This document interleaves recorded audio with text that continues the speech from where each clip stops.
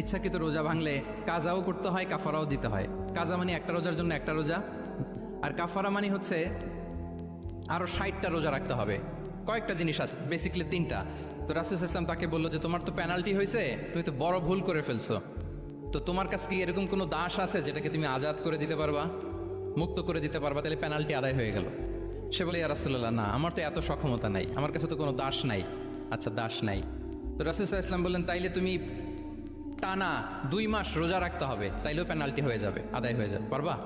সে বলে ইয়া রাসূলুল্লাহ, 2 মাস রোজা রাখা তো এটা কঠিন হয়ে যায়, ইটস নট এ জোক। টানা 60 দিন কি করে রোজা রাখা? তো রাসূল ইসলাম বললেন এটাও পারবে না, তাহলে 60 জন মিসকিনকে খাবার খাইয়ে দিতে হবে এজ এ পেনাল্টি। এটা বড় অন্যায় করে ফেলছো, 60 জন মিসকিনকে খাবার খাওয়াবে, এটা পারবা? সে বলে ইয়া রাসূলুল্লাহ, এটাও পারবো না। তাহলে কয়টা অপশন দিয়েছিলেন রাসূল ইসলাম? আওয়াজ করে বলেন তো কয়টা? একটাও উনি পারবে না।